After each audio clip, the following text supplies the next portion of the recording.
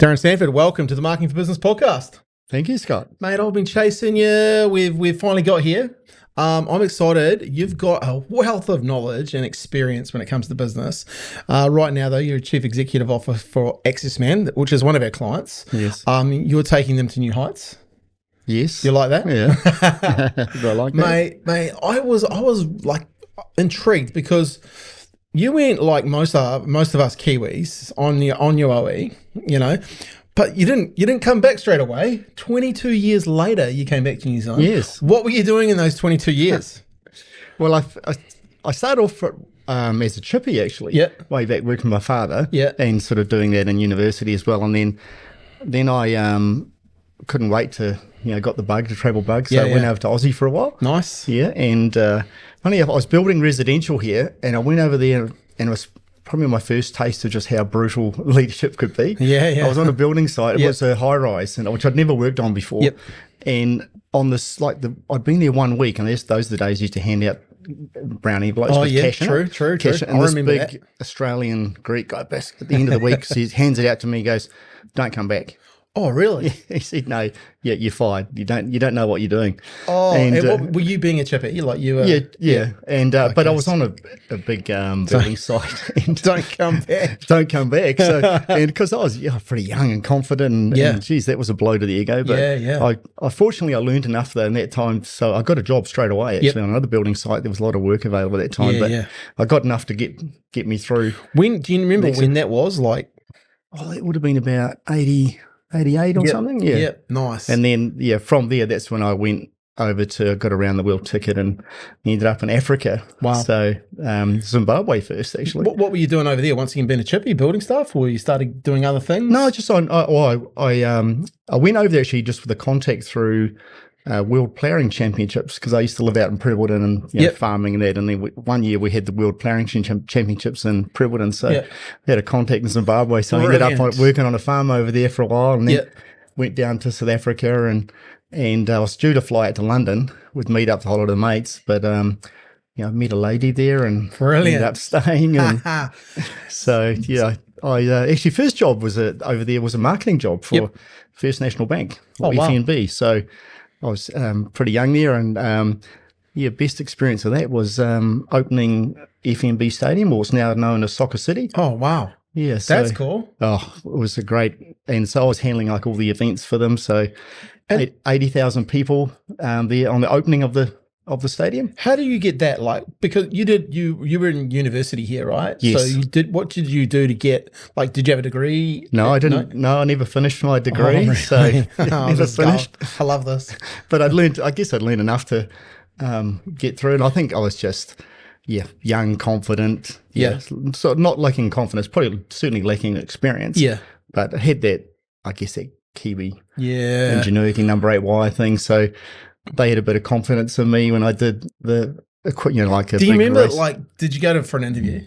Yes. Yeah, and do you remember, did you kind of know what the job was about? Because that seems like quite a big role at the end of the day, and, Yeah, it was, it probably sounds more glamorous than what it was. It was, I was doing making sure the event, so I had, basically a run sheet, and I had all these things in advance that I had to organise, so I just got them done. So, but I had met actually the national marketing manager of FNB at Sun City, actually, and we got chatting, and she said, "Oh, come and see me on Monday." She said, "I might have a job for you." How good. And I didn't think she was really that serious, so I went along and I realised when I went into Centre the Joburg and I went up to the 20th floor, I thought, oh, this is a bit more serious than what I thought it was.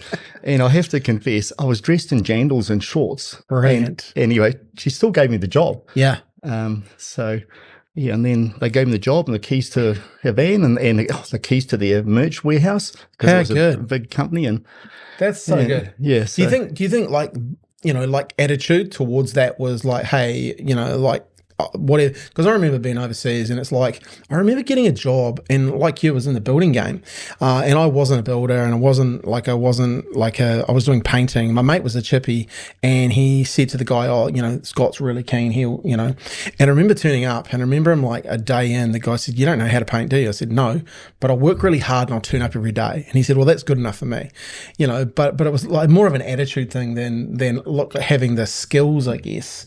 Did you find that? Yeah, well, I remember she said, "Oh, can you do this and can you do that?" And I go, yeah, I can do that. I can do that. Yeah. I might not have done it before, but I'll find a way to work it out.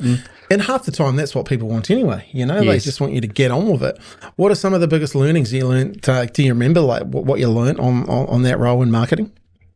With that one, with the events, was that there's a lot of expectation around the event. But to make sure you deliver on it, it really comes down to getting all the logistics right. Yep. I think that was a big, getting that fine detail right. Yeah. If you want to deliver on that expectation of the event. Yeah. And making sure, you tick your boxes. Yes. Having everything lining up. So quite methodical. I had a really long, sort of very, very long run sheet. Yep. And always, I think, probably to expect the unexpected.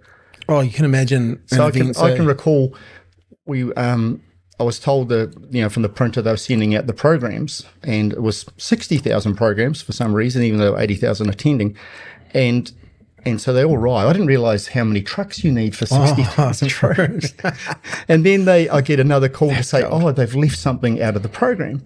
Oh, it was an entry that everyone could enter to win a competition. So I started, getting some casuals to unload a truck. And I put them up to one of the, the fancy boxes to use. And but I didn't realize just how many 60,000 programs went. And to open it up, put an insert, close it, and then pack it all up again in the truck. So that kind of messed up my whole. Well, I had to adjust my whole run sheet. So to be quick on your feet, thinking, and then look for solutions. Sounds like that was a lot of that was sort of going on. Oh yeah, that was. And I think just the confidence of youth too. To just think, I can do this. I can make this happen. And how did it all turn out? It was fantastic. It was absolutely fantastic. I can still recall I'm standing out there in the middle of the grass, and they've got all the dignitaries and they're speaking there, and I've got my run sheet and I've got my walkie-talkie, and I was saying letting the pigeons off and the balloons off, and at the right time the run sheet, and then probably the best part of that was just when that whole stadium sung in Kosi Sikalali, Africa. Oh, how good! It was incredible for a little Kiwi boy from Prebbleton to be there at the opening of. It's kind of a pinch me moment, right? How did I get here? I probably didn't appreciate it at the time. Yeah, it's only later in life and you realise, see, that was a really good experience. Yeah. And I guess where did you springboard into other marketing roles from there? Or I kind of went into sales then after that, and then. I worked for Hilti. I don't know if you remember Hilti Power Tools and Chemicals. Yep. Probably one of the best companies I've ever worked for. Yep. They were so, and the big thing about them was the clarity. Yeah. You knew when you got out of bed every morning, you knew exactly where you were going, what you were doing. That's cool. Tell me about that, because look, this audience here, they're a group of business owners hungry for knowledge, hungry to hear what's worked in the past and how they could develop that. That sounds really interesting. So tell me about the clarity and how that affected what you were doing. So I was at that stage. I started as a rep. So I was on the road, big area. Was this in South Africa still? In South Africa, in Johannesburg, and they taught you everything about time and territory management. Nice. So, classifying all your customers, A, B, C, D's were the dogs. and we would, the A customers you would visit more frequently than the B's and the C's, and also even selling products. So they give you really good feedback that you're selling too much of this one, not enough of that one. Or even you're spending too much time with probably someone you're more comfortable with. Yeah, but not. Yeah, and they're really strict on how many meetings you had to organise in advance. And so, funny, I was in a conference last week, Scott, and I was listening to a guy talk about, effective sales, and he'd done some research on the top sales guys versus the bottom ones. Yep. And what the top performers, they weren't the ones who could sell, ice to an Eskimo. They were the ones that planned in advance. They had their meetings scheduled in 80% of it 3 weeks in advance. Oh, wow. That's cool. And they were the high performers, whereas the low performers say, "Oh, no, I haven't got time to do that." But They because it's a vacuum, they fill the time with all the other stuff that doesn't matter. And that's where Hilti's really good in that Yeah. discipline, that discipline, and just so almost for 90 days you knew where you're going to be 4 days of the week, because you had one day of the week was kind of open for quotes and things and all that sort of thing. So, and did you find that was quite a pressure environment, or did you thrive in that, knowing where you were and the clarity? Because I think a lot of people, they do like the clarity of where they're going to be. Here's where I am, and here are my targets. Here's what winning looks like. Yeah, I think you're thrust in it, and they were so disciplined around it. Yep. You would have been found out if you tried to deviate from it. And those who did deviate just didn't succeed. Yeah. Yeah, did they get the old brown envelope and told to? They were really, Hilti's a European-owned company, so they were, quite generous, and they would rather try and get the person right first, rather than shift them on. Yeah, I did not like the Australian. What do you like? Do you think it, like, good at sales, like in that environment, just comes down to planning and being disciplined, like doing the things? Because I know for a lot of salespeople, that would be the opposite of what they want to do. They want to be free and out there, but that having that discipline, letting your calendar drive your success. Is that where you started to see the success of it? Yeah, that, and they also did put a lot of emphasis on sales skills as well. So I think training. Yeah, training. Yeah, so the combination of having that really good time and territory management, and then also training on how to have a conversation and uncover unrealized needs and opportunities. And who were you selling to? Contractors, so mainly. So big, you call a lot on site. So it was really varied, because their product ranges was quite varied. So it'd be, but mainly for that role that I was there before I sort of moved on to key accounts, was really construction industry. So you're driving around South Africa, Johannesburg. Yeah. How was that? Because, like, a lot of people would say Johannesburg's unsafe. It's all this, it's all that. How was it for you? I think sometimes, ignorance is bliss. I mean, like before, when I was at FNB, when I needed to get some labour, right, for the to insert the insert into the 60,000 programs, I just got in the van and drove into Soweto and just hired some casuals. And so you can imagine, when I did leave FNB, they called me up to the head, the top office there, to have a farewell on that. And I remember them all telling the stories about this crazy Kiwi he just drove into. Yeah, because you don't see any different. Like, you just need some workers, and that's where the workers could be. So you go down there, get some good workers. People are happy to work, get a job. Yeah, that's right. It was good, and I didn't know any better. But I probably later on, I probably wouldn't have done it. But at the time, needed to get the job done, and so good. So you transition from selling, going to see people on sites, etc., into key accounts, and starting to learn how to manage and grow bigger accounts. Yeah, sure. And then, but that I was going to say about that combination of time and territory management. So it's really, it was all mapped out for you for like 90 days where you had to do it, and then the other one was the selling skills. So I can recall one, and you wouldn't do it this day and age, Scott, would be where we used to have this thing called the train. Yeah. And so you'd have some people, all the sales guys would come in like once a quarter, I think it was, and you'd have like 6 chairs, one behind the other in a line, and then you'd have 3 people at the front, and they were like the customer. Yeah. And they had a prepared thing of what they were trying to sell, and you had to probe and then you had to uncover these unrealized, but all your colleagues are standing around the room, and if you get selected in the train, and there's like a moderator, and it's probably harder doing it in front of your peers than it is actually in front of the customer. Oh, yeah. And then at some point they think, you're going right, change. And then you go to the back, and everyone shifts one forward, and yet that person has to take over straight after the other one. It was, at the time, it was brutal. Yeah. I think it was brutal, but I think the confidence that came from that, it was 100%. Because it was really, you're putting your people under pressure. Yeah. And sometimes you are under pressure when you're in front of a customer, 100%, and they're giving you no, or they're giving you non-buying signals. I learned something really, really good a couple of weeks ago. I was in Miami. We're actually talking about this type of stuff and training your team. And he said, the gentleman said, most businesses make the mistake of letting their team train with their customers. And I thought, what was he talking about there? And then he goes, like you should be role playing with your team, which is kind of like this is role playing, role playing, right?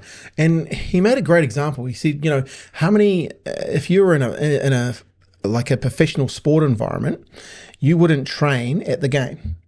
You're training before the game. You're training every week. You're training every day. But as businesses, we're going out there and training on game day with our clients. And that was a really, really, really good for me, especially from our account management perspective, and we're up leveling our account management perspective and doing a number of things to really, get closer to the client, help the client and understand the client. Well, that takes a level of skill. So we have to train for that as well. And that's exactly what they were doing on the train. I think that's a very, very cool thing to do. I think probably not enough businesses do that today. Yeah, I certainly believe in it. And if you're going to do that and make a mistake, better do it in that environment. Yeah. But that pressure, learning to cope under that pressure, I think is really important. I went to Toastmasters, and I always remember the putting you under pressure with the likes of the impromptu. Like they'd pick up a topic and you'd have to talk about it. And that I always thought that was really, really good from a sales perspective, because people will give you curlies all the time, right? And you have to think on your feet, which sounds like the train. Like go to the front. That would be. I would like that. Yeah, they were really good. So that's why Hilti, I think, is quite exceptional. Yeah, you said they're a European company, but obviously in South Africa. How was the training? Like, was it bought from Europe, or was it the South African type of training? Like, it was. It was. That was global training. Global training. So they recognised that a lot of countries were different, but the mechanics of selling, I don't think really differ. I mean, you still got to have a relationship with the thing. You still got to get to, be brave enough to ask for the order number and that is so cool. And if you haven't got that buying signal, to go back again because there's something that's stopping you from closing that deal with the customer. Nice. You must have learnt a lot. Like, how old were you in your 20s, 30s at that time? Early 20s. That's really cool. Like, obviously, and still in South Africa. Did you have a visa to work there? Like, yes. Yes. I had to have a work permit, and then actually before I went to Hilti, actually after FMB, I went actually down to assistant manager for a hotel on the Transkei for 3 years. Oh, wow. I forgot about that. So that was before I joined Hilti. So Transkei. So Transkei was a black homeland. In South Africa. So that was before '94 elections. So I had to have a visa for South Africa, and I had to have a visa for Transkei because I don't know much about the history of South Africa, but the South African government made these 7 homelands, and the intention was they were going to be separate states, but the international community wouldn't recognise them. They had border posts and everything. So I was in Transkei, which is kind of Nelson Mandela's far out stomping ground, and it was very rural, very remote. How did you find yourself in that situation? Was it once again you with a lady friend, or like? I know through a Kiwi, another Kiwi. Wow. So another Kiwi who ended up in also a Christchurch boy, ended up in South Africa and married a local lady there, and he as a shareholder bought the hotel, and then he said, come and work, and so I get the feeling you said yes a lot. Well, and that's where I met my wife actually at the hotel. So I think that's amazing. Like life's for living, and putting yourself in situations. I think you probably did it more than most, to be fair, in those sort of circumstances. I lived with about 10 South Africans in London, and what fascinating people, growing up. South Africa, New Zealand, rugby rivalry was always huge. I remember 1981 Springbok tour, and everything that went on with that. But then just meeting these people who you realise quickly, South Africans, Kiwis, Aussies, very much the same until you start talking sport. But they really kind humans that have a love for life, right? Yeah. I think for the most part, I'd agree with that, Scott. I think where the one significant difference I think is in South Africa, the way that they react to leadership, or how that's, because in South Africa, it's very much direct command and control. Yes. So you will issue a directive, and that person will go, yes, sir. Yes, sir. Go and do it without explanation. I actually saw some research a few years ago where they had mapped out all the sort of different countries in the world on how they respond to leadership. So if you imagine a typical bell curve, where on the left was that real direct command and control. So South Africa was about kind of halfway down the left side of the bell curve. Interesting, Australia was near the kind of to the top, quite close.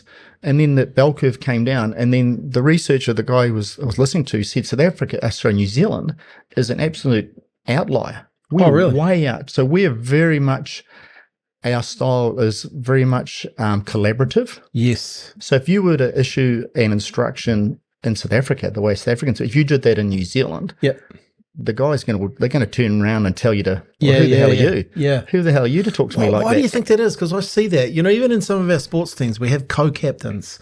Never understood it myself, but, why do you think that is? Yeah, it's a good question, but I think it's, I think it's a good thing. Yeah, I was going to say, do you think it's a weakness or And I think that's generally, that contributes to why, Kiwis are generally quite creative. Yeah. They're very creative. Yeah. So, I'm not sure the origins of that.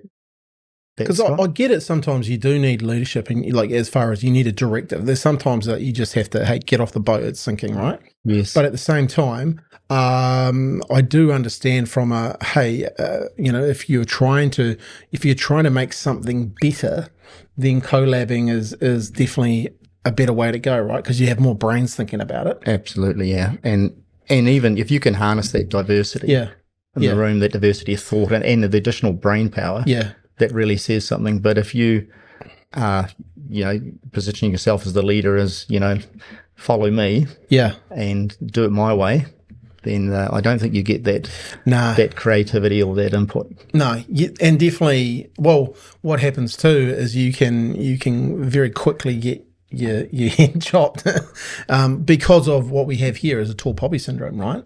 Like we're not great at having someone getting too successful. Sure.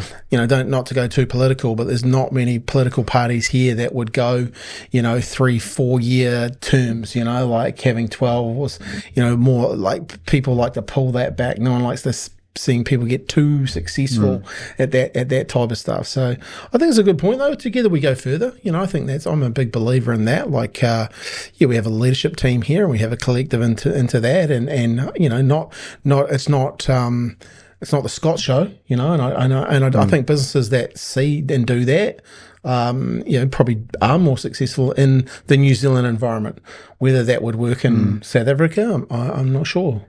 Yeah, I think they're heading in the right direction. I think they've got some way to go, though. Yeah. But on that point, though, I've seen many cases in workplaces here in New Zealand where South Africans are trying to communicate with their manager, and really, really good people, like you said, and really, really good workers, good ethic. And you can just see that relationship breaking down. Yeah.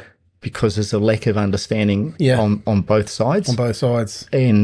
And I would think, a lot of cases, that's on the leader as well, just to be a bit more curious as to why they're responding like that. Yeah.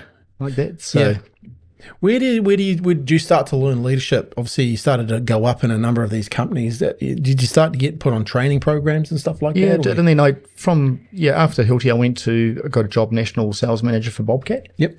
And then, over a couple of years, I ended up being made the divisional manager to look after Bobcat nationally in South Africa. And from there, started rental fleet as well. Yeah. So you started working for some pretty decent sized companies too. Yeah, they were good. They were really good. And then from there, I went to a family owned business in Botswana. Oh wow. Yeah. So what was the difference? Like family owned company and corporate owned, did you see any good thing you could make decisions quickly. Really instantly. And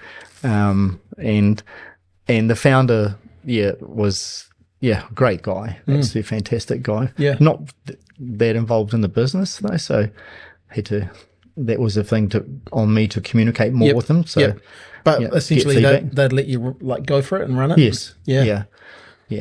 In fact, how I ended up there is probably a good story of how my leadership changed, because I was running everything for Bobcat, and I thought I knew everything. Yeah. I knew the market, I knew the customers well, I knew the product, I knew everything.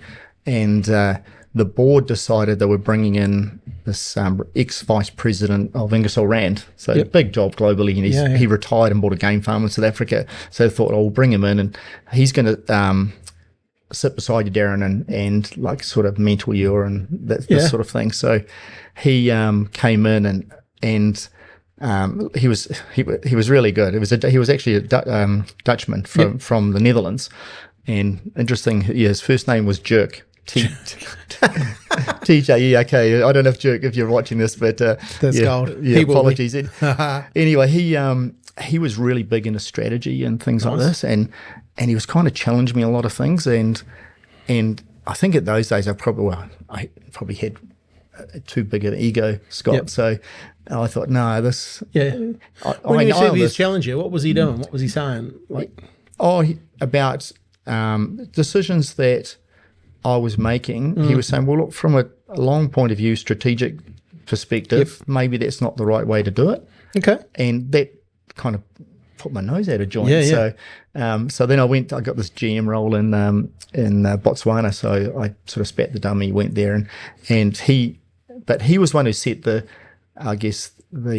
me the impetus to go and do an MBA. Yep. So nice. Yeah. So I ended up doing MBA, which took me 3.5 years. And when I reflect back on this, those decisions back there that I was making for Bobcat, for the company, that I was absolutely 100% convinced was the right. Nice. After I'd finished the MBA, I would have made a different decision. Oh, really? Yeah. Okay. Do you have one example in your mind that you would have made a different decision on?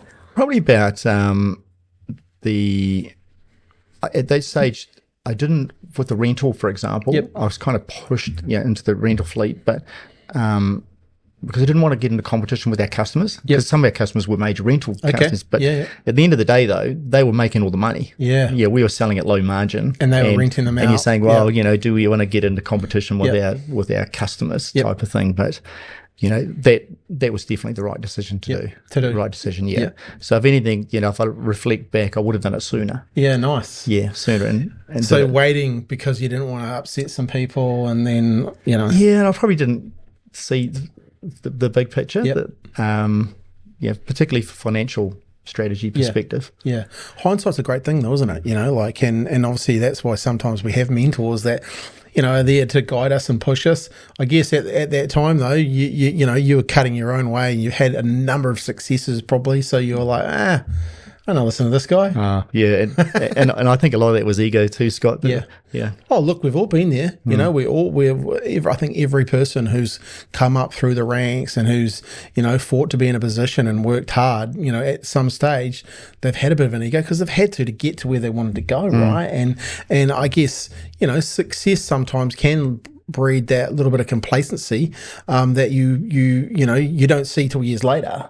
But I think having an ego and having a healthy ego is not a bad thing, right? But otherwise, especially in the positions that you're in, you probably stop making decisions to some degree if you don't, Interesting time. So you were in this, family business, and when did you start to realize marketing was part of running a successful business?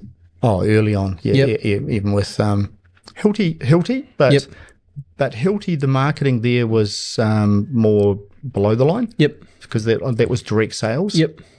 But certainly from the Hilti story, when I look back, massive on brand. Really, really strict on brand. And so consequently, you look at Hilti, for those who are out there, so know power tools and nail guns and diamond coring and all sorts of things. They have a really good reputation. Fantastic. It's a fantastic brand. High quality. They have a red logo. Yes. They have normally red car with a white Hilti on it. I worked at Placemakers and I always remember good brands, and you can always remember their brand. They never used to sell in store. They were always direct sales. Direct sales. Well, why do I know that brand then? Because I think they are in some stores now. Yeah, this Yeah, was a they've few. got a branch up here in Ferry Road. Yes, that's where I've seen it. Yeah. Power tools though, like people like definitely they're such a competitive market. You know. Interesting though, direct sales. What did you learn? What did you learn about that model? Because that's a different model than say, you know, a Black and Decker or a Roby or stuff like that, who really pushed hard. I think if I go back to that time in territory management and really knowing your customers and targeting them, because I don't think that model it'd be really difficult to be successful in that model if you weren't really disciplined with your time and who you're going to visit, who you're going to visit. Yeah. So you really go. That's why you're ranking all your customers and you were so strict on it with that direct sales model. Because it's not quantity. Yeah, it's quality who you're visiting. And that's quality, and they obviously the people that you were talking to want to buy a quality product too. They see the value of were you priced more in the high end? Yes. Yeah. High end. Yeah. So people are making basic decisions based on, hey, they can't afford stuff to be breaking down. They don't want to have their guys' time off site and all that sort of stuff, right? So a lot of it was about the solution. Yep. Nice. What what were you trying to solve for the customer? Because they sell a lot of anchors and things as well. So and drill bits and diamond coring, and so they a lot of emphasis is around the solution that the customer needed. How good. And look, that's so from a marketing perspective, obviously knowing your customer, that's 101, right? But really knowing your customer, you know, talking to them, seeing what it is, you know, they are really wanting to achieve here, and then providing solutions. That like, if every business just did that, how much more successful would they be, you know? And I think for them, because with that model, direct sales, and having, you know, putting so much emphasis on their brand. Yeah, but you know, a brand is only as good as the company that's going to deliver it. Yeah, you know, so you've got your brand promise, but you've got the company has to execute. Yeah, everyone internally needs to believe in it. Yeah, and they need to demonstrate it to customers. What were they doing from a brand's perspective? Like, or just even little. It was probably the detail. Yep. So, you know, if you see any Hilti vehicles drive around New Zealand, they'll always be red. They'll always have a white Hilti in exactly the same place. Consistency. The consistency. Even down to you look at the people they employ. Yep. This conference I was at last week, exhibition, there was a Hilti stand there. So I was curious and went over there just to speak to the guys there. But even the people they employ, I'm not sure their HR department would say this, but they're all kind of like the same. Yeah. The Hilti way. The Hilti way, yeah. So, but there's something to be said for consistency, though. Like when people see it, they see it. Because I can vividly see that brand. Like, and you just saying the word, I knew it was a red logo, which is, you know, that's everything you'd want if you were having recognition of your brand. You know, all their tools are red. You know, the shirts will have just a really simple Hilti on there on the pocket. Yeah. So where did you start? Else did you start to learn about marketing? Like obviously, my stint at marketing with FMB, that helped a lot. You know, helped a lot, and then probably even at the hotel, did a lot of marketing there. You know, to drive up interest in there. From that, when I look back, it probably wasn't that effective. Yeah. Because when I look back, we were just putting stuff out there, adverts out there, and just hoping that was going there. So we weren't very targeted. I don't think we really knew who the customer was, and so we were kind of just using a scattergun approach, which really I think was just wasting money. But at the time, you know, people are just trying to do their best and thinking. Yeah, look, because you speak to most people. Oh, yeah, I know marketing. I can do that. So, so true. Yeah. It's interesting, you know, because there's a myth that people would always say to me, hey, look, half of marketing and advertising works. We just don't know what half is working. And the funny part about that, you might have heard that saying, you know, have you ever heard that? 50% of my marketing works. You just don't know what 50% it is. It was a guy called John Wanamaker. He was a retailer in the 1880s, and he said that, and it became folklore. Yeah. And I'm like, actually today you can track and measure everything, so you should know what's working, what's not working. You know, when it comes to from a marketing perspective. When you started to so you 22 years, and then you start looking and going, hey, I'm going to come back to New Zealand. Did you start to go, you know, I want to create a career here, or? I think because from Botswana, then I went to Dubai, and got a really good job there, running. Like one couple of the companies were startups, and the other companies were existing. So I just had that was all in rental. That was all in equipment rental, and we had some really good brands. But I worked for a family business over there, very large, very large family business, and they were quite unique in that part of the world because they started as a Bahraini company over 100 years ago, and then the founder, Yusuf bin Ahmed Kanu, was the guy. He had two nephews. One went to Saudi and one went to UAE. So they nationalized. So that company was a local company in 3 of those countries. Which is quite why I say that, because if you're an Emirati company and you want to go and set up business in Saudi, you have to take a local partner. And vice versa. So that's how they did that. So I had companies in Qatar and Oman and even Kuwait, and those ones had to take local partners. And that brings a different dynamic in when you're setting up a business with a local partner. Where you've got all the skill and the expertise and the capital, and they just there as someone there on to get it paper. Get it done. So that was a really interesting dynamic there. And how did that all work? Like, was it like successful day one, or was it like hard work? How do you grow in the area? Like did they see you as a foreigner, or is because you're with the brand and the company? Definitely. You're definitely there as an expat. I mean, to put it in perspective, 85% of the population UAE are expats. Okay. So the Emiratis are in fact a minority in their own country. But there's no doubt, who owns it. Who owns it. But fortunately I was lucky working for a company that was quite old. So it was old, it was old money, and they didn't have this need to be flashy and show it off. Nice. What'd you learn? Oh, geez. First of all, I had to, when I was employing a lot of people, I had to employ a lot of different countries. So, I had workers from Pakistan, India, Philippines, Vietnam, South Africa, Australia, New Zealand, England. I could go on. All for different jobs? Like all different jobs. And even when you break it down as well, was having to understand the different even religions. So that'd be a lot, right? That was an eye-opener for me. So over there, the model and rental, a lot of times the customers want operators with the large machinery. Then you've got to house them, put them in accommodation, and you soon learnt some cultures clash with other cultures, and so I can imagine. That was you had to give a lot of thought to that. It wasn't just that you had the right person for the job. You had to really be conscious of, did they fit? Are they going to fit in with the rest of the company? That's and how did you learn that? Did you learn that by trial and error, or did you kind of have a playbook of what really was going on? Didn't have a playbook. Well, I asked for a lot of advice because the model you're running, right? You're leasing out, you're renting equipment for a project, and part of that project they want the workers to run that equipment, right? They might be. It wasn't for all the equipment, but some of the equipment might have been excavators or loaders or something like that. They would want it with an operator, whereas some of the other bigger, like for example, we supplied forklifts to Pepsi and Coke and DHL, and we're talking hundreds of forklifts. They would go out without operators. And then really different. Like even Saudi was a different dynamic altogether back then.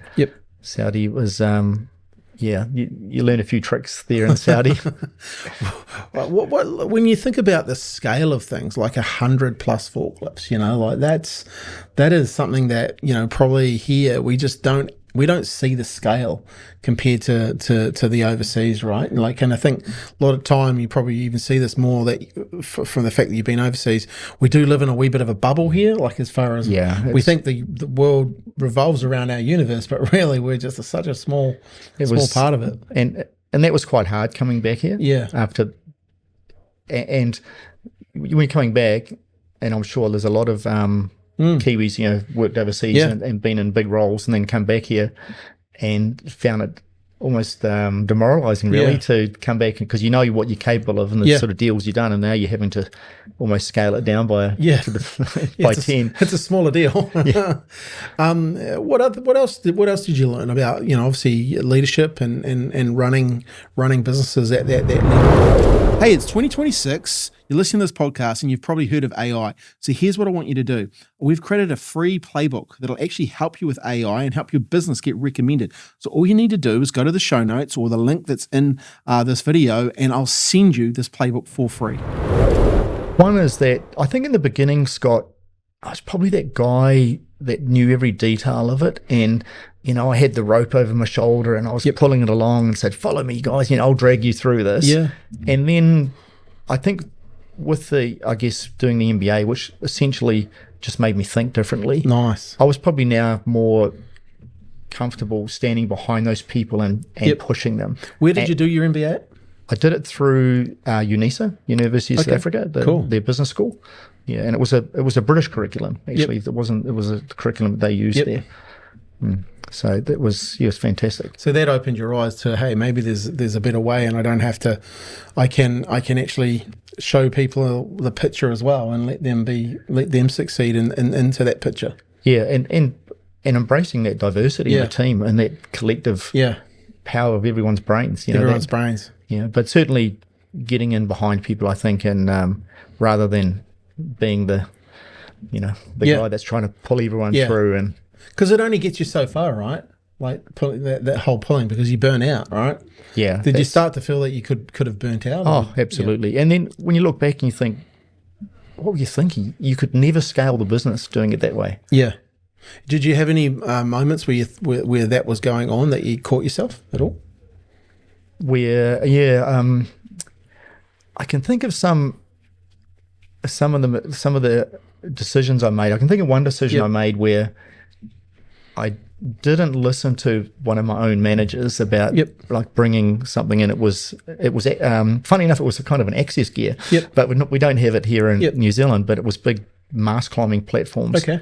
And kind of we dropped probably $10 million on the first order for this, and once it all arrived, then we found we got it out on hire, all right, but looking after and maintaining was something else. Oh, really? It was just incredible. So, and that was my call. Yeah, that was my call, and probably I could have, I should have taken more advice from my own people. Yeah, and then mind you, I've got another one to counter that where I did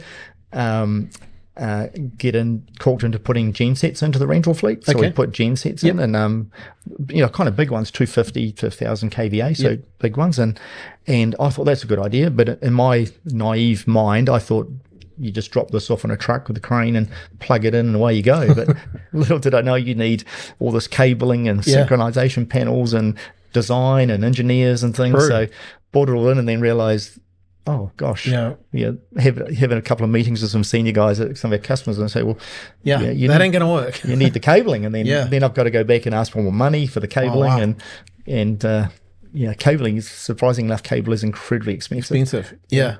But there's some of those things you can't learn unless you're doing them, right? Like you're in the whacking and the cracking. Yeah. Yep. Sure, you can get some advice sometimes, but at the same time, like you'd have learnt that as a lesson, and then no doubt you would have made it work. Oh, for sure. I think, and there's probably a lesson there, I think, for any leader actually, where you can tolerate failure. Yeah, but you can't tolerate poor performance. Nice.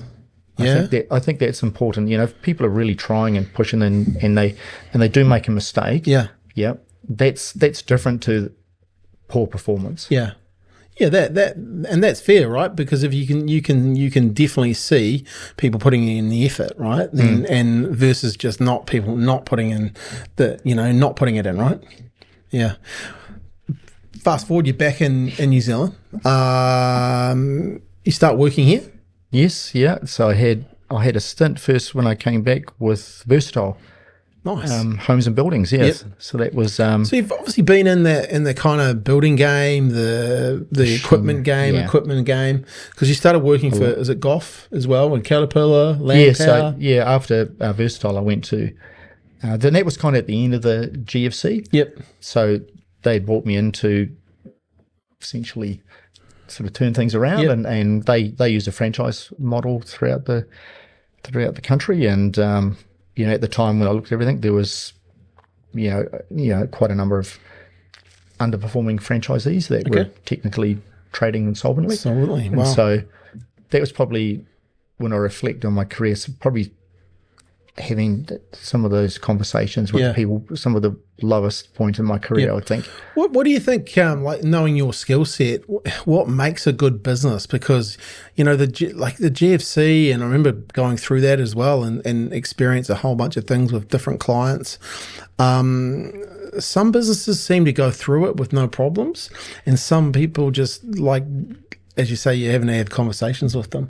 What do you think makes a good business owner or a good operator? Well, the company then, actually, the company was going fine. They wrote it out nicely. But I guess if I refer to some of those individual franchisees, where one, I think, as the reason why, there was, they bought into an area at its prime, and the value they paid for it was based on the historical consents for it.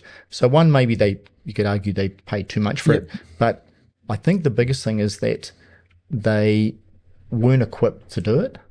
They bought in with a vision of, or a dream of, we're just going to go out and sell homes and houses and garages and make lots of money.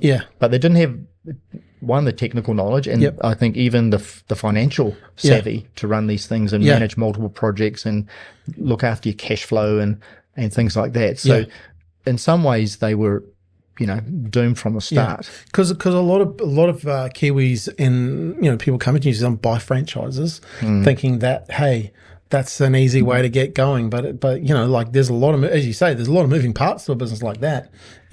Yeah, I think the real successful franchises, though, do a bit more due diligence on the people buying them. It's not just got the hand. I'll take the money and here's a franchise manual. They do a bit more due diligence around, does that person have the skill and the capability to run this? Because like if you're a good franchisor and you want that to be successful, then you actually need the person to understand what you just said, the technological piece, the marketing side, the sales, but also the people side and the financial side, right? And I think those really successful franchises can say no. I think that's difficult because you've got this money and this potential money to say, well, no, we're not going to sell it to you. Yeah, so true. So you turned a few of them around and had to let a few of them go. Obviously, tough conversations. That can't have been great. Like what did you learn about saving some of those conversations? Well, I could say probably those conversations should have been had a lot earlier. Yeah, but you were the man who brought in to have them. Yeah, and people are, they mortgaged their home to bought it, and they didn't, the kind of, even at retirement age, and then they would have walked out of there with their shirt on their back, and so that was really tough. But they were just, getting deeper and deeper into the hole. And there was no turning back. And obviously because the market had turned too, right? So there's no new business like that. That easy money had gone, right? And if you're using the cash flow from future projects to fund current ones. Which is kind of like the Ponzi scheme, which a lot happens in the building game, so true. And then they dry up. That was a real tough one. Obviously, learning isn't going from that. Did you start to, because you obviously got a wealth of experience, did you start to look, hey, what areas do I want to grow? And did you ever think of starting your own business at any of that, or you just always wanted to be part of? Did it various times. I think I probably thought about it more early in my career than later. And then, I guess when you get later and later in life, it becomes probably harder and harder. You're probably a bit more risk averse and things like that. So And I'm still thinking about it. Yeah. I'm still thinking about it. What do you think, when you look at your career though, and like you've obviously, you've been involved in sales, I mean, national sales manager, you've been involved in marketing, been involved in leadership, now, you're looking after, a brand that has a really, really good reputation in the marketplace and, looking to grow. Where do you see your role inside a business now? Are you there to lead the team? Do you lead to their, where do you see, because you've got a lot of skills, right? When you think about your expertise. I think probably the biggest skill was around the strategy. Yep. So, all the companies that I've worked for, I guess probably in the last 20 years have been, really big on getting a strategy, getting that sorted out first. Yep. And I'm a big believer, structure follows strategy. Nice. You've got to get your strategy right first. So structure follows strategy, and you got to get your strategy right first. Talk to me about what's a business got to do to get their strategy right. Where do you first go? Well, you go back to really early models. I think I know it's an oldie, but you think of Michael Porter's 5 forces. Yeah. If you understand all the dynamics that what's having an impact on the business, that's not a bad place to start. Yeah. Can you remember those? What they are? Oh, Jesus! Now you ask me. Or just give me your opinion on like government employees. I mean, essentially all the stakeholders that affect a business. Your shareholders. Even could be things like unions and obviously your competitors are a force, your customers are one of the 5 forces. So I think I pretty much named them all, wasn't it? Yeah. So understanding that environment, all of that, and then having that really being clear on where you're going. So some people call it your North Star or your BHAG or your greatest imaginable challenge or whatever. Having that, and then saying, okay, what do we need to achieve that aspirational job? So having something out there. Like for us, we want to be the most trusted digital marketing agency in New Zealand, Yes. Like, okay, so that's our North Star. Strategy, that is like the vision, and then what do we got to do from under that, right? So that would form part of the strategy? Yeah, so you might have, you bring everyone together, your own people, some of your mentors, maybe you look at competitors, customers, and that. Okay, what do we need to achieve that to be the most trusted? And you might have 150 really good ideas. And then you start bringing it, narrowing it down, and then you might end up with, I don't know, 3 to 5 slot. It might be, we need to be really good at marketing. We need to have really good with our finance side of it, or HR, or our research. There'll be 4 to 5, I guess, strategic imperatives that are driving that towards that aspirational goal. And then I think from each one of those strategic imperatives, you need to be really clear on what that means for you. So one is, what does that mean? Because marketing to you might mean something quite different perhaps to someone else in your context for your own business, Scott. And then following that is we will. So okay, this is what marketing means to us. We've defined it as according for digital influence. And then we will do this, this, and this, and this. Nice. And being quite specific with the we will. It can't be too open. So because you've mentioned a few times now clarity, and I think that's a really, really good point. The clearer you can get, the better everything can be, right? Sure. Because without clarity, then you can't see it. If you can't see it, you can't touch it, you can't feel it, you can't bring it into life, right? And it sounds like so for clarity, it's obviously being prepared to ask yourself some questions and hard questions and going over them again and again. You said something about strategy to structure. What was that again? So excuse me. So once you have your strategy done, then you can look at it and say, okay, what structure do we need to achieve that strategy? And that could be, people, geography, industry, whatever. But if it's people, for example, you must say, okay, what I need for digital influence to achieve that is, I need a videographer, and I need a creative, and I need a graphic designer, and such and such. So the structure comes after your strategy. I've seen, and you would have seen too many times, a manager will come into a company and just change people. That change structure. I think in a way that's quite lazy. Without changing the strategy, they've just changed the structure. Yeah. Yeah. Or even looking at the strategy. Maybe the strategy was good to start with, Scott, because there's a well-known fact that 85% of all strategies fail. Nice. Now, they don't fail because they weren't a good strategy. Yeah. But it gets failed during that implementation. Yeah. Do you think phase? I've heard a few times, and I do believe this, commitment to the strategy is sometimes more important than the strategy. But also I think now clarity is probably one of the most important things to that now when I think about it, right? Like if you have, if you're committed, but your strategy is clear, because it's like I was talking to a guy in Miami the other day, and he was talking about, their web building process, right? It takes 45 days. And they do this, and this. And along the way, it gets handed to, 6 different parts of the business, right? And each parts of those business, something would fail, and because they'd pass it on, but the clarity wasn't there, right? And then the clarity's not there, and then they give it to the client. The client's like, well, that's not, parts of it are there, but that's not. So all of a sudden, 45 becomes 65, becomes 70, becomes 80, becomes 90.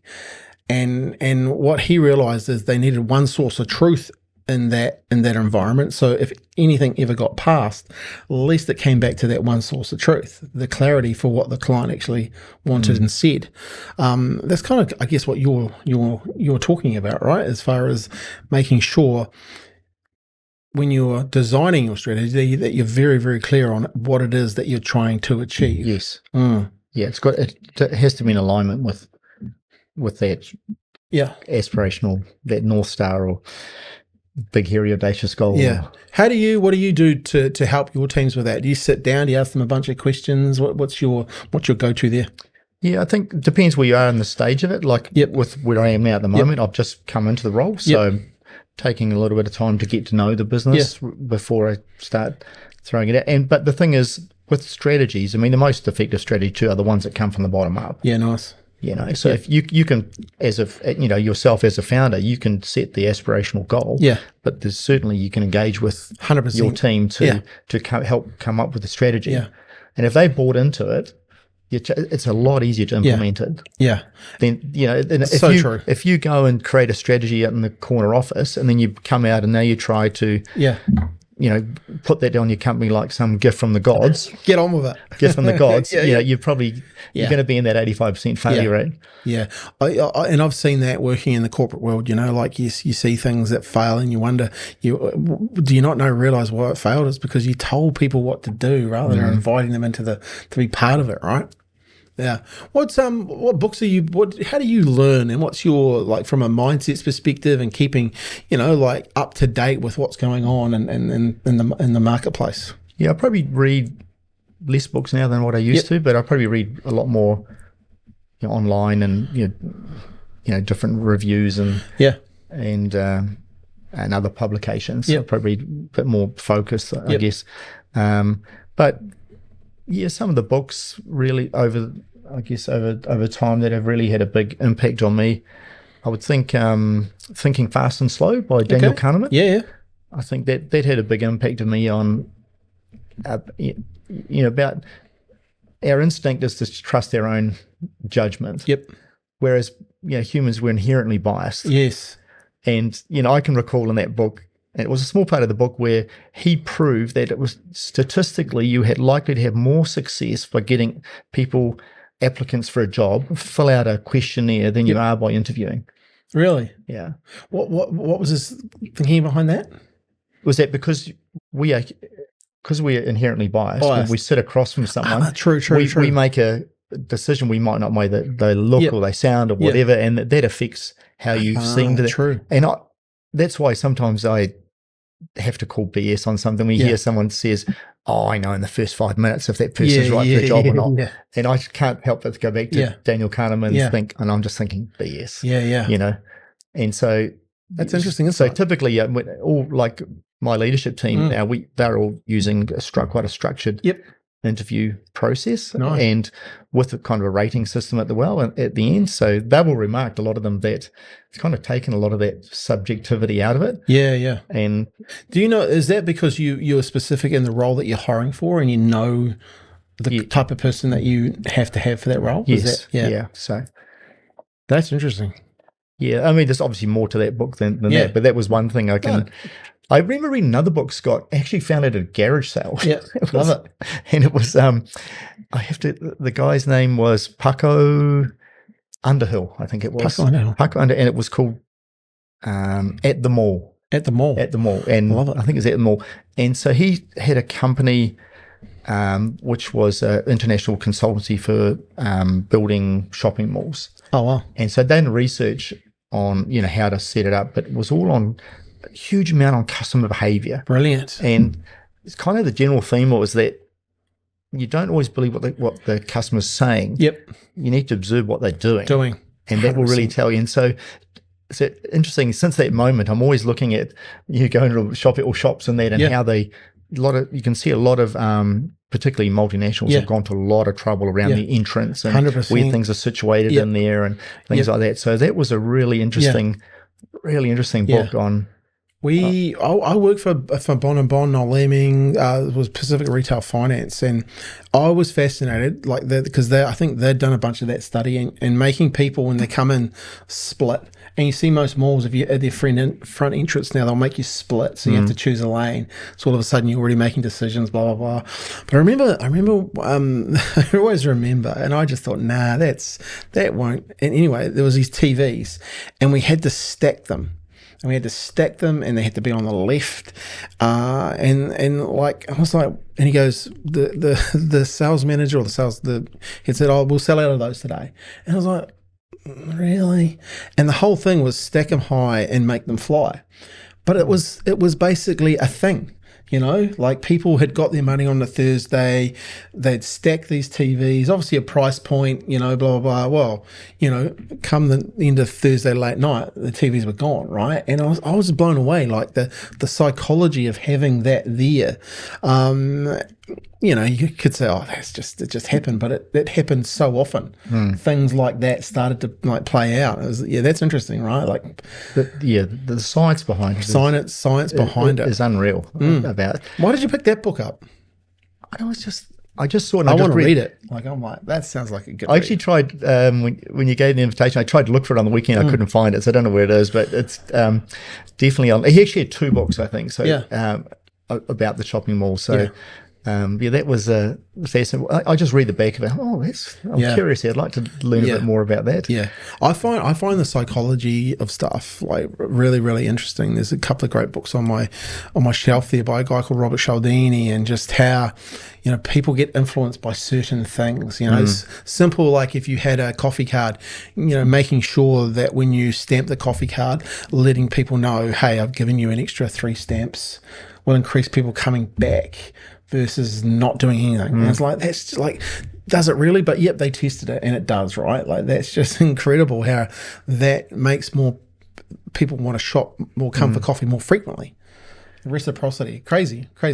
I can recall he goes into like the big sort of mass retail stores. They'll have a really big wide open entrance, they'll open the doors in the morning, it's really wide, so you get that volume going through. Whereas you get maybe a high-end jewelry store, watch store, their doors are deliberately closed.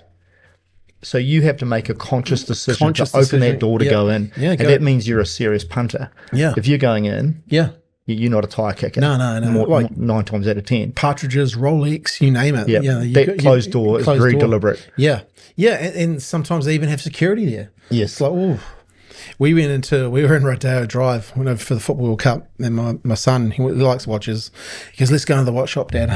Same thing, had to knock on the door, push the bell to get let in. Some of the watches there were crazily expensive, though. Yeah, unreal. Hey, man, this has been like a fast chat. Been going for a blooming hour.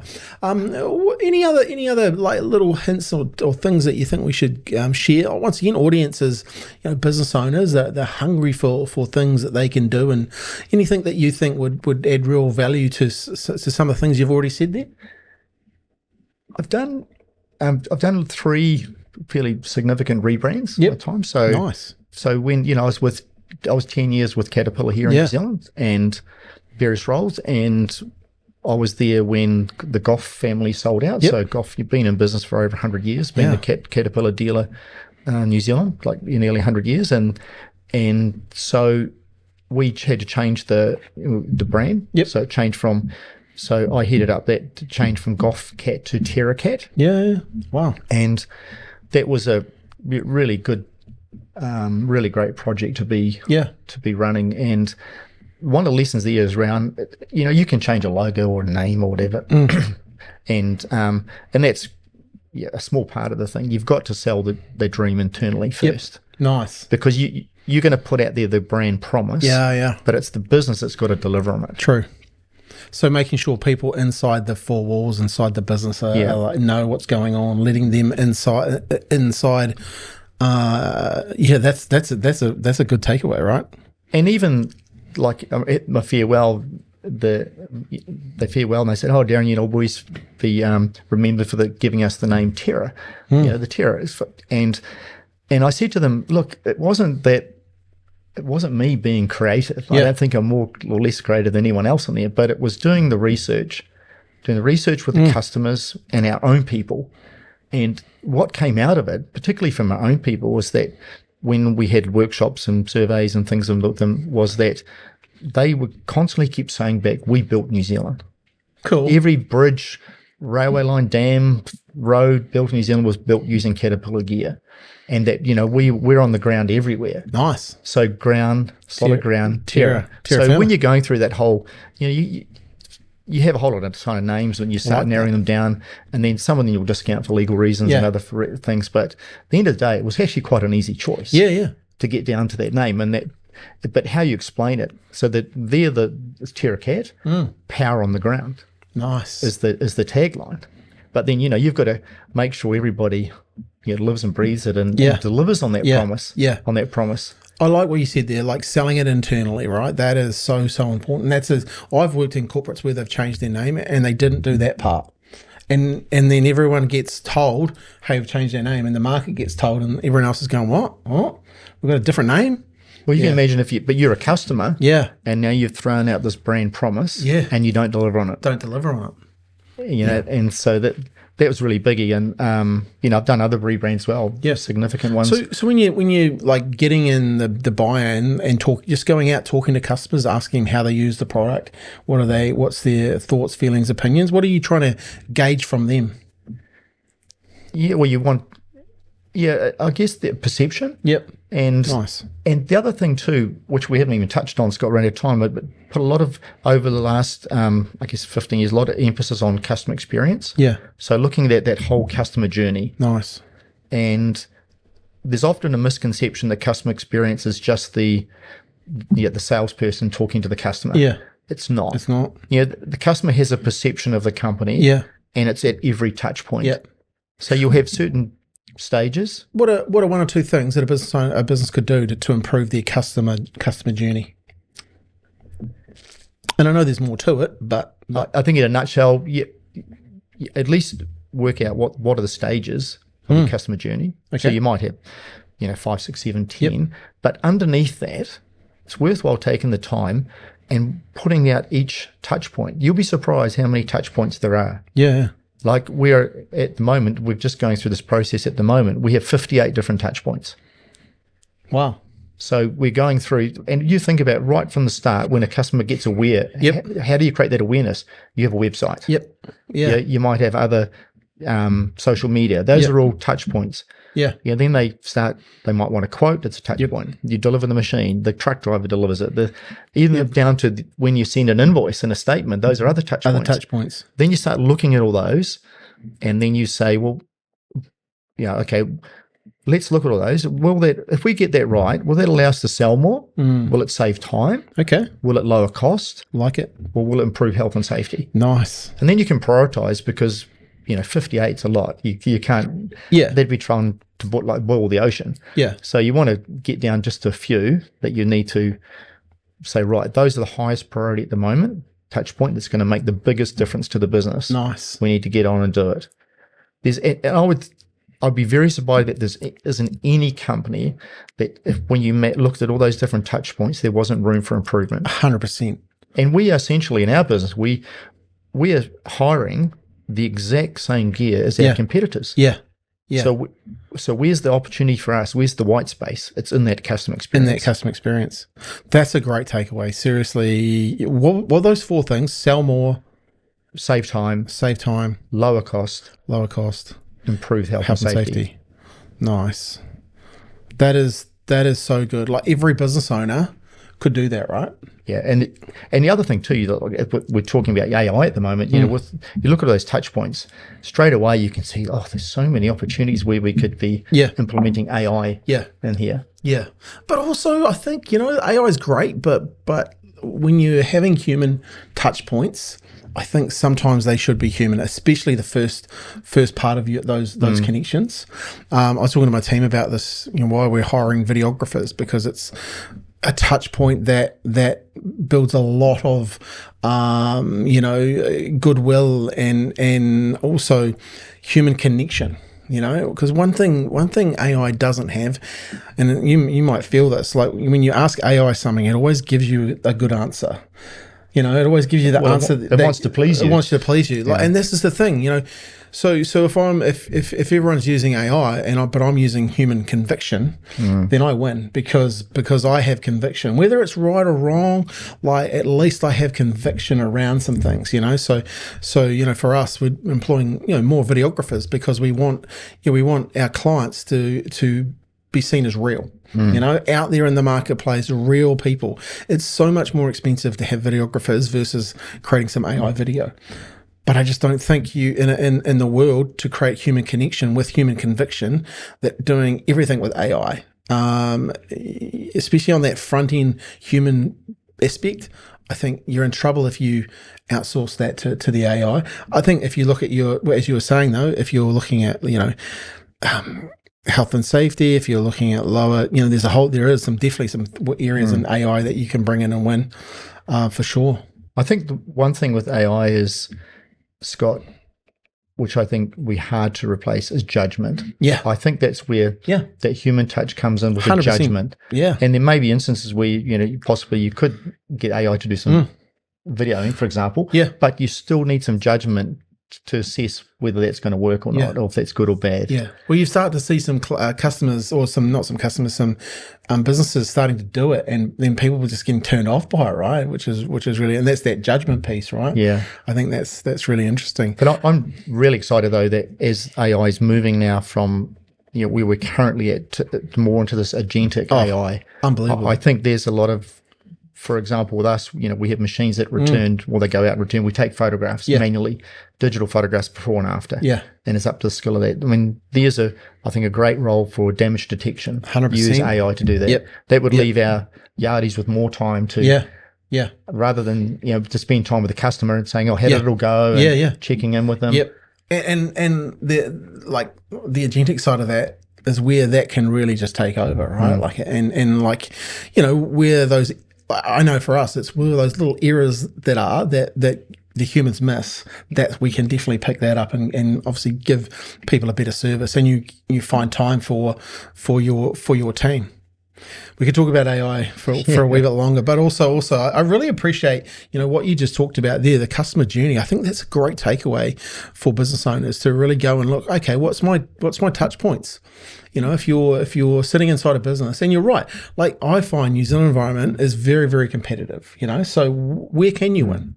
What are some of the areas that you could tweak, that you look at, okay, if I've got 51 touch points here, break them down and go, okay, where can I use it could this save more time? Could it actually help us make more money? What a great exercise. Yeah, and even sort of back to the question, you triggered something in my memory now. We asked me about sort of marketing. I think the big thing too has been really clear on how you differentiate yourself. Because there's a lot of ways in marketing you could differentiate. You could differentiate by brand or price or product, or reputation. Yep. There's a lot of ways you can differentiate, by service, by bundling. Yep. But you can't be all of them. No. So you need to be really clear as to say, I always ask my team, I've asked them when coming in, how do we differentiate yourselves? Yeah. We differentiate on quality and support. I said, okay, that's fine. But then we can't go in and be the lowest cost. No. So that's a very deliberate, I think, marketing strategy is to be, how do you differentiate and hold the line? If that's 100%. What you've decided, you can't keep chopping and changing. You've got to hold the line into how, because that also, impacts where you're going to target your marketing dollars. Big time.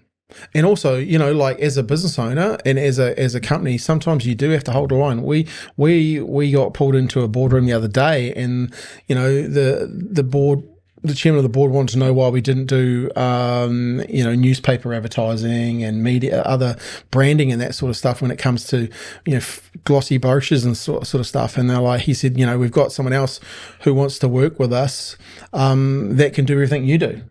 And my team is skilled enough to ask you a few questions, and pretty quickly it was clear that the other team didn't know how to do it, but they want to drag us into be doing all this other media stuff. And it's like, well, actually, we're not. Like, in today's age, you can't be all things to everything. Like, if we decide to go there, then like we lose who we are, so we're prepared to say, actually, you should actually probably have two different agencies doing, the offline stuff and the online stuff, and if you, we probably may lose that business, but I've done this before and we'll get it back. Wow. Because things will happen that they'll drop the ball, and because we know how many people the other team have, and they don't have enough to do both. So it's interesting. You got to be brave enough to hold the line and know who you are. Right.